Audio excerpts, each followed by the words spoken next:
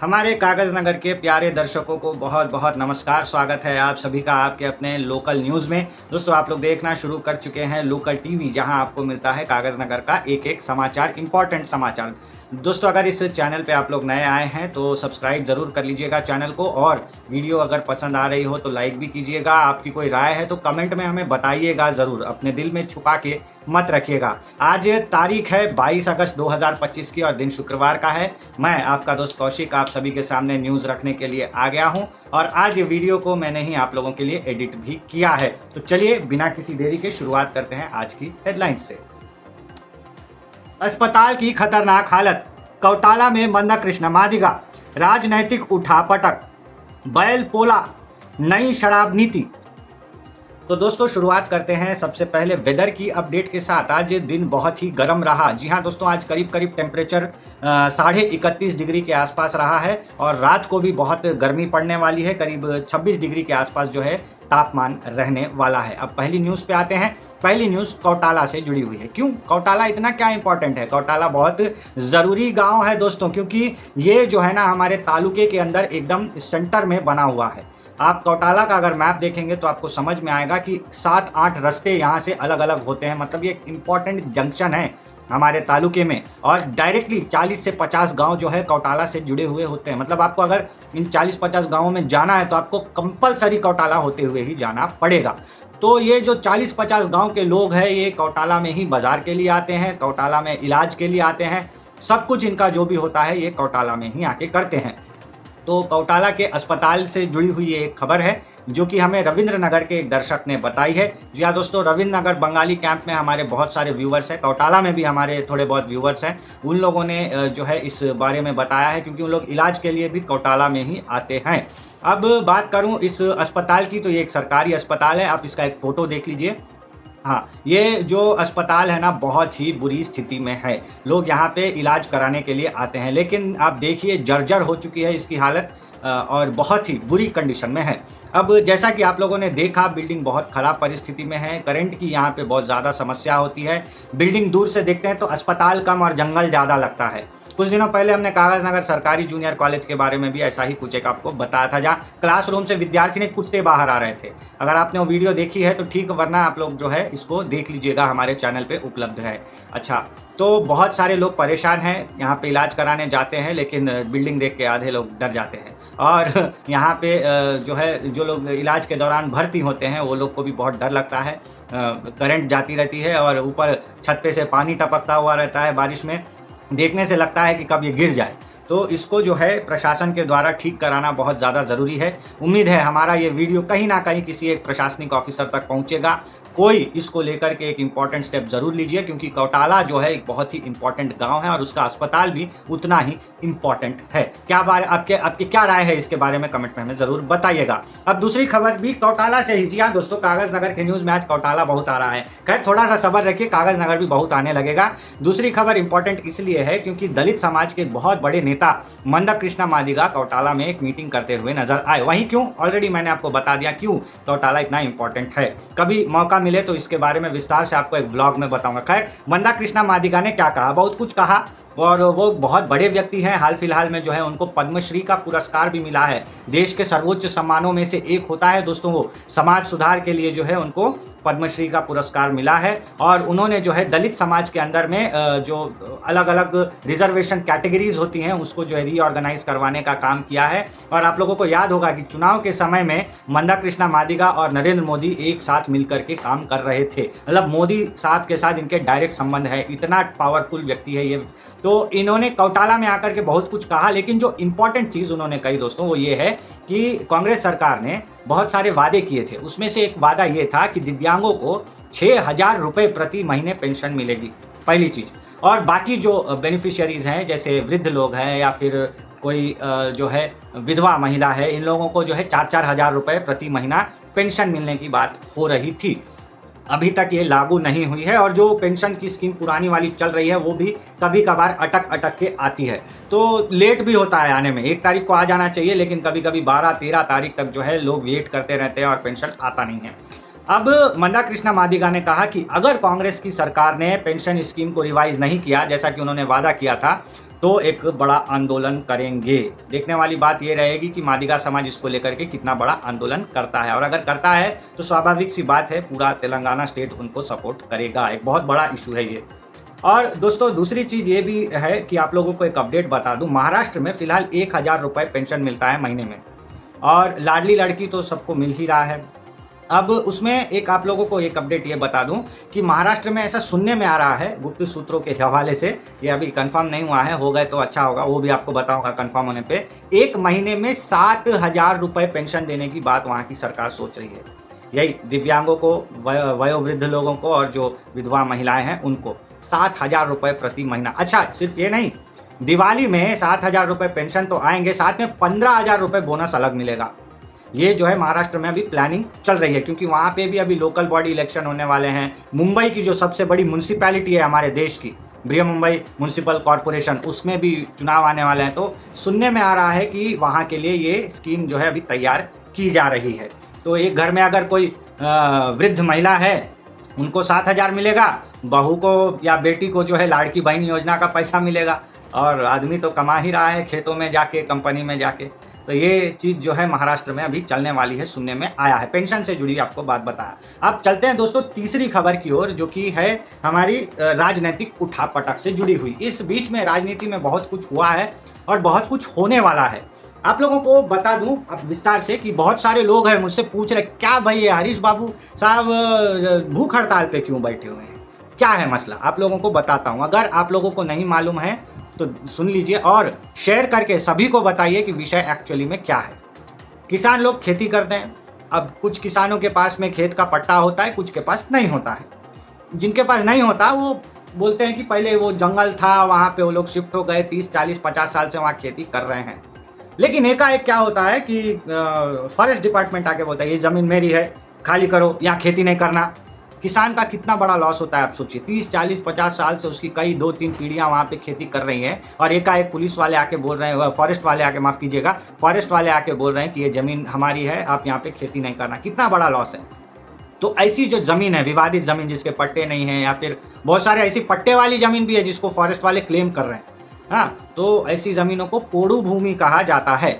अब पोड़ू भूमि का मसला इतना इम्पॉर्टेंट है कि खेती में जो है किसान को परमिशन लेना पड़ रहा है फॉरेस्ट डिपार्टमेंट से। अच्छा, रोड बनाएंगे तो उसके लिए भी फॉरेस्ट डिपार्टमेंट का परमिशन होना। वहाँ पे कोई बिल्डिंग बनाएंगे, हम लोग कुछ दिन पहले आपको बताए थे कि इंदिरा माँ के 152 लोग रेडी है प्रोसीडिंग लेके, लेकिन घर नहीं बना पा रहे। क्यों? क्योंकि वहाँ पे फॉरेस्ट वाले परमिशन नहीं दे रहे हैं। सरकार ने क्या किया है, तेलंगाना सरकार ने एक गवर्नमेंट ऑर्डर पास किया है, और उस गवर्नमेंट ऑर्डर का जो नंबर है 49 है। 2025 में बहुत सारे गवर्नमेंट ऑर्डर निकले, उसमें 49 वाला नंबर जो है, GO 49 जो है, वो गवर्नमेंट ने पास किया। उसमें गवर्नमेंट ने बहुत सारी अंधाधुंध शक्तियां जो है फॉरेस्ट डिपार्टमेंट को दे दी है। फॉरेस्ट डिपार्टमेंट को क्या क्या करना है, सब चीज़ का जो है आपको पहले फॉरेस्ट डिपार्टमेंट से परमिशन लेना पड़ेगा। अच्छा, फॉरेस्ट वाले चेक करेंगे टाइगर कहाँ कहाँ है, नहीं है तो बाहर से बुला के लाएंगे, टाइगर पालेंगे तो टाइगर्स के रहने के लिए जगह रखना पड़ेगा। अगर बीच में कोई गांव आ गया, किसी का घर आ गया तो गांव हटाओ, घर हटाओ, खेत है खेत हटा दो, आदमी को जगह मत दो, यहाँ पे भगा दो, जानवर यहाँ रहना चाहिए। वैसे मैं जानवर के कंजर्वेशन के खिलाफ नहीं हूँ। बाघ जो है, टाइगर हमारा राष्ट्रीय पशु है, उसकी देखभाल होनी चाहिए। बहुत अच्छे से चंद्रपुर में हो रही है, गढ़चिरौली में हो रही है, लेकिन यहाँ पे वो मैनेजमेंट नहीं है। तो हरीश बाबू भूख हड़ताल पे बैठे थे कि ये 49 नंबर का जो GO है ये हटाना चाहिए। लेकिन आज क्या हुआ कि उन्होंने ये भूख हड़ताल ख़त्म कर दी। 49 नंबर GO तो ख़त्म नहीं हुआ, लेकिन उनकी भूख हड़ताल ख़त्म हो गई। क्यों हुई? क्योंकि बीजेपी के जो दूसरे विधायक है, आदिलाबाद के विधायक है पायल शंकर, दूसरे एक विधायक है निज़ामाबाद रूरल के पैडी राकेश रेड्डी, तीसरे हैं निर्मल वाले जो महेश्वर रेड्डी, और चौथे हैं जो कामा रेड्डी वाले हैं, हाँ, जो है वहाँ पे वेंकट राव। उन्होंने जो है जो आज कागज़ नगर में आए और आकर के हरीश बाबू को बहुत समझाया कि भैया ऐसे भूखे रहने से GO हटने वाला नहीं है। हम सब बीजेपी वाले मिलकर के असेंबली में कांग्रेस सरकार के खिलाफ इसको लेकर के एक बड़ा आंदोलन करेंगे, स्ट्रांगली एक बात रखेंगे। आप ये भूख हड़ताल ख़त्म करो, 5 दिन से खाए पिए नहीं हो, ब्लड शुगर कम हो गया है आपका। और ब्लड शुगर कम हो जाने से क्या हुआ, अचानक से बीजेपी के कार्यकर्ता तिलमिला गए। उन्होंने आज कागज़ नगर ही बंद कर दिया, फातिमा स्कूल बंद, शिशु मंदिर बंद, सेंट क्लैरेट स्कूल बंद, ZP स्कूल बंद, मार्केट बंद, सब जगह आज बंद था। खैर 12-1 बजे तक ही था, लेकिन बंद का एक छोटा मोटा इम्पैक्ट तो देखने को मिला। उतना भी खास इम्पैक्ट नहीं था, फिर भी एक था, और इसके बाद में जो है ये भूख हड़ताल खत्म हो गई। ये हुई बीजेपी की कहानी। अब बीजेपी के दूसरे पक्ष की आपको बात बताता हूँ। कुछ दिनों पहले बीजेपी वालों ने क्या किया था, एक डिस्ट्रिक्ट कमेटी बनाई थी, ठीक है। उसमें धोनी श्रीशैलम नाम के व्यक्ति को प्रेसिडेंट बनाया था। वैसे धोनी श्रीशैलम उतना ज़्यादा मतलब फेमस चेहरा नहीं है पार्टी में, पहले सेक्रेटरी हुआ करते थे, अब प्रेसिडेंट बनाए गए हैं। पहले डॉक्टर श्रीनिवास प्रेसिडेंट हुआ करते थे। तो धोनी श्रीशैलम को प्रेसिडेंट बनाया गया और बहुत सारे लोगों को जो है अलग अलग पोस्ट दिया गया, जनरल सेक्रेटरी और वाइस प्रेसिडेंट इत्यादि इत्यादि।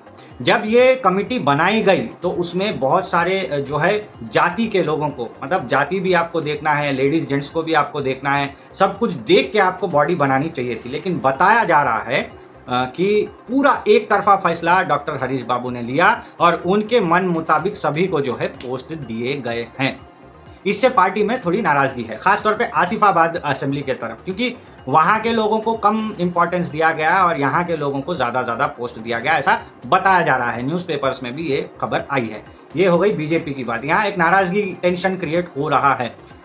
तीसरा आपको खबर बताता हूँ बीआरएस पार्टी का। अभी हाल फिलहाल में यही जो अभी मैंने रीज़न बताया कि बगैर सोचे समझे बीजेपी ने एक डिस्ट्रिक्ट कमेटी बना दी, इससे मतलब कोंगा सत्यनारायण जो है लीडर थे बीजेपी के, स्टेट एग्जीक्यूटिव मेंबर, वो थोड़ा आहत हो गए। उन्होंने देखा बीजेपी ठीक से काम नहीं कर रही, वो वापस से बीआरएस पार्टी में चले गए। आए तो थे बीआरएस पार्टी से ही, कावेटी समैया जब हार गए थे तब वहाँ से देखे कि हाँ मोदी का नाम बहुत चल रहा है, तो वो बीजेपी में शामिल हो गए थे। बाद में अब उनको ये बीजेपी बुरी लगने लगी, वो स्टेट एग्जीक्यूटिव मेंबर होने के बावजूद छोड़ के बीआरएस में चले गए। पता नहीं उनको बीआरएस में कौन सा पोस्ट मिलेगा। खैर बीआरएस पार्टी का मैं देख रहा हूँ, हर पार्टी से वहाँ लोग जमा हो रहे हैं आर एस प्रवीण के पास। रावी श्रीनिवास के पास कुछ बंदे थे, छोड़ करके आर एस प्रवीण में चले गए। हरीश बाबू के पास कुछ बंदे थे, छोड़ के आर एस प्रवीण में चले गए। उसके बाद जो है कोनेरू कोनप्पा के पास में थे, वो छोड़ के आर एस प्रवीण में चले गए। और दंडे विठल के पास में कुछ थे, वो भी छोड़ के आर एस प्रवीण में चले। तो आर एस प्रवीण एक मैग्नेट की तरह तैयार हो गए हैं, हर कोई आके उनको चिपक रहा है। बात अच्छी है, बहुत बढ़िया है, वो खुद की ताकत बता रहे हैं। लेकिन आर एस प्रवीण कुमार को मैं एक बात बताना चाहूँगा पर्सनल माध्यम से कि इसमें बहुत सारे ऐसे कचरे भी आपसे चिपक जाएंगे जो सिर्फ अपना लाभ देखने के लिए आपसे जुड़ रहे हैं। अगर आप एक प्रखर राजनीतिक नेता हैं तो आपको भी ध्यान रखना होगा कि कौन सा व्यक्ति काम का है और कौन सा व्यक्ति डमी है, जो कि जस्ट पैसे के लिए आपसे जुड़ रहा है, पावर के लिए आपसे जुड़ रहा है। तो ये चीज़ आर एस प्रवीण कुमार के लिए खतरे की घंटी है। अच्छा, उनको प्रमोशन देकर के जो है जनरल सेक्रेटरी ऑफ स्टेट बनाया गया है बीआरएस पार्टी। मतलब आप पूरा स्टेट देखना, सिरपुर तो ठीक है, पहले ही वो बदनाम थे कि वो हैदराबाद में रहते हैं, यहाँ उनका घर नहीं है, आना जाना, कब सिरपुर आना, कब हैदराबाद जाना। हाँ, अब ऊपर से ये और एक तमगा लग गया उन पर कि उनको पूरा तेलंगाना स्टेट का सेक्रेटरी बनाया गया है। अब हर जगह का काम उनको देखना है, हर जगह का हिसाब किताब उनको सब रखना है। क्या यहाँ पे बीआरएस पार्टी ने उनको सिरपुर से दूर करने का काम किया है? क्या आर एस प्रवीण कुमार खुद जो है स्टेट में चले गए ताकि उनको सिरपुर में इंपॉर्टेंस कम देना पड़े? वैसे कल उन्होंने स्टेटमेंट दिया है एक पब्लिक के बीच में, नेताओं के बीच में सॉरी, कि मैं सिरपुर से इलेक्शन लड़ूंगा। ये सोशल मीडिया में बहुत वायरल हो रहा है। लेकिन नेताओं के बात का कोई भरोसा नहीं दोस्तों, ये भी याद रखिए। कौन कब किधर जाएगा, कागज नगर का तो एक्चुअली अपन सोचना ही नहीं चाहिए, क्योंकि यहाँ पे कपड़े बदले जैसा लोग पार्टी बदलते हैं। अच्छा, सुनने में एक और बात आ रही है कि कोनेरू कोनप्पा वापस से बीआरएस में जाना चाह रहे हैं।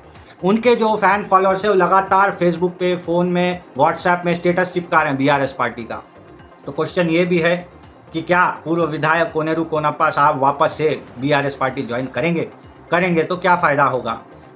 कोनेरू कोनप्पा साहब को क्या फ़ायदा होगा, बीआरएस पार्टी को क्या फ़ायदा होगा, ये सब देखने वाली बात रहेगी। ये थी राजनीतिक उठापटक, जिसमें कि बीजेपी के दो पक्ष मैंने आपको बताए और बीआरएस का एक पक्ष आपको बताया। तो इसके बारे में आप लोगों की क्या राय है कमेंट में बताइएगा ज़रूर। अब धीरे से बढ़ते हैं अगली खबर पे, जो कि आ रही है बैल पोला से जुड़ी हुई। जी हाँ दोस्तों, पोलालू का उत्सव आने वाला है संडे को और इसकी तैयारियां आप से चालू हो गई हैं। सैटरडे कल जो है इसका एक विशेष मार्केट लगेगा और बैल पोला जो है बहुत धूमधाम से हमारे तेलंगाना में मनाते हैं। खास तौर पे हमारे ज़िले में बहुत ज़ोरदार मनाया जाता है और महाराष्ट्र का जो नागपुर वाला इलाका है, जिसे विदर्भ कहते हैं, चंद्रपुर, गोंदिया, नागपुर, अमरावती, ये पूरा बेल्ट, ये सब इलाके में भी बैल पोला धूमधाम से मनाया जाता है। वहाँ बैल पोला बोलते हैं महाराष्ट्र में, यहाँ पे पोलालू बोलते हैं। और ये जो है एकादशी के टाइम पे ऐसा लगता है, साल में एक बार का त्यौहार है। बोलते हैं कि किसान का सबसे बेस्ट फ्रेंड होता है उसका बैल, और इसी बैल की जो है पूजा होती है बैल पोला के दिन में। और मैं कई जगह पे देखा महाराष्ट्र में कि बैल पोला के दिन जो है ना, बैलों का बैल बंडी जिसे हम लोग कहते हैं, बैलगाड़ी, उसको अच्छे से सजा करके जो है शाम में 4-5 बजे के करीब एक रैली टाइप की निकलती है, झांकी निकलती है, जिसे लोग देखते हैं, बाजार में निकालते हैं झांकी। चाहे तो कागज नगर में भी ऐसा कर सकते हैं। तो ये एक बहुत अच्छा दृश्य देखने को मिलेगा और पोलालू सेलिब्रेट करने का सबसे बढ़िया तरीका ये होगा। तो किसान जो भी हैं जिनके पास बैल है, नंदी देवता, उन सभी को जो है बैल पोला की हार्दिक अभी से अग्रिम शुभकामनाएं। अब आते हैं आखिरी खबर पे, जो कि आ रही है शराब नीति से जुड़ी हुई। जी हाँ दोस्तों, एक ऐसा धंधा जिसमें पैसे कभी कम नहीं पड़ते, वो है शराब का धंधा। हमेशा कस्टमर, हमेशा पैसे, और एक से बढ़ के एक जो है सामान, ब्रांड, एक 100 रुपए से शुरू करके जो है 2200, 3000, 5000 तक के जो है ब्रांडेड शराब की बोतलें मिलती हैं मार्केट में। और ये सब जो है कंट्रोल करते हैं आबकारी विभाग वाले, ठीक है ना, क्योंकि शराब एक बहुत खतरनाक चीज़ है, नहीं पीनी चाहिए। अगर पी भी रहे हैं तो बहुत कंट्रोल में पीना चाहिए। ये सेहत को खराब करती है और माइंड को भी खराब करती है। तो शराब जो है ना, इसको जो है कंट्रोल करने के लिए, ताकि ये हद से ज़्यादा ना बिके, कालाबाजारी ना हो, नकली ना बिके, इसीलिए जो है आबकारी विभाग इसको कंट्रोल करता है। और अगर इसकी दुकान खोलनी है तो आबकारी विभाग के पास से आपको टेंडर लेके दुकान खोलना पड़ेगा। इसी से जुड़ी एक नीति सामने आई है। सुनने में आ रहा है कि इस साल जो है हमारे ज़िले में, पूरे ज़िले में जो 15 मंडल है, हर जगह मिला करके जो है 32 जो है वाइन शॉप्स खुलने जा रही हैं। हर 2 साल में एक बार जो है वाइन शॉप्स का जो है टेंडर निकलता है। तो अभी सितंबर के पहले हफ्ते में वाइन शॉप्स का टेंडर निकलने जा रहा है। और पहले वाइन शॉप का जो टेंडर एप्लीकेशन होता था, बहुत महंगा होता है दोस्तों, पहले 2 लाख रुपए होते थे एक एप्लीकेशन के। इस बार उसको बढ़ा करके 3 लाख रुपए कर दिया गया है। आपको बता दूं कि पिछली बार जब वाइन शॉप का एप्लीकेशन भरने का टाइम आया था, तो करीब 1020 लोगों ने एप्लीकेशन डाले थे और सरकार को 20 करोड़ 40 लाख रुपए की कमाई हुई थी सिर्फ एप्लीकेशन से। एप्लीकेशन में एक बार आपने पैसे डाल दिए 3 लाख, भूल जाओ, वो वापस आने वाले नहीं हैं। हाँ, अगर आपका एप्लीकेशन सबमिट हो गया, आपका लकी ड्रॉ में नाम आ गया, आप जीत गए, तब आपको जो है 45 लाख रुपए का अलग से टेंडर ईएमडी भरना पड़ता है, जो कि वापस आ जाता है जब आपका टेंडर खत्म होता है तब। तो ये वाइन शॉप्स की जो है कहानी है। अच्छा, वाइन शॉप ऐसे अचानक से नहीं खोल सकते, इसमें भी रिजर्वेशन सिस्टम होता है। बीसी कास्ट में जो है गौड़ नाम का एक समुदाय होता है जो कि ताड़ी वगैरह निकालता है, उनको जो है स्पेशल रिजर्वेशन मिलता है। तो इस साल 2 वाइन शॉप जो है गौड़ समाज के लोगों को मिलने जा रहे हैं। एससी कास्ट को भी 4 वाइन शॉप इस बार रिजर्व करके दिए जाएंगे। एसटी कास्ट को जो है 6 वाइन शॉप यहाँ पे रिजर्व करके देने की बात चल रही है। और बाकी 20 वाइन शॉप्स जो बच गए हैं वो कोई भी अप्लाई करके दे सकता है। व्यक्ति भी अप्लाई कर सकता है, कोई ट्रस्ट भी जो है अप्लाई कर सकती है, जैसे साईं बाबा ट्रस्ट हो गया या फिर कोई दूसरा ट्रस्ट होते हैं, XYZ कोई ट्रस्ट हो गया, मंदिर हो गया। आप भी चाहे तो वाइन शॉप के लिए अप्लाई कर सकते हैं। एक व्यक्ति के अलावा कोई ट्रस्ट भी अप्लाई कर सकता है, बट जनरल कैटेगरी में। तो ये है दोस्तों वाइन शॉप्स की कहानी। अगर आपको अप्लाई करना है, टेंडर का नोटिस आएगा, एक आधार कार्ड, एक पैन कार्ड, 3 फोटोग्राफ लगेंगे। अगर आप लोग रिजर्वेशन में लेना चाह रहे हो तो आपको कास्ट सर्टिफिकेट का जेरॉक्स भी उसमें देना पड़ेगा। तो ये है कहानी कागज नगर की, जहाँ पे कौटाला से जुड़े 2 खबरें थी, कागज नगर की पूरी पॉलिटिकल चर्चा थी, बैल पोले की कहानी थी और वाइन शॉप से जुड़ी हुई कहानी थी। बाद में मत बोलियो कि वाइन शॉप का दिन चले गया, हमको पता ही नहीं चला, आप न्यूज़ वाले कहाँ रह गए थे, हमने बता दिया। और दूसरों को आप बताना चाह रहे हो तो वीडियो को शेयर करो और सब कुछ बताने की जगह वीडियो में बता दो। मुंह से बताओगे तो चर्चा खत्म ही नहीं होगी। मिलेंगे अगली कड़ी में, तब तक अपना ध्यान जरूर रखिए। नमस्कार।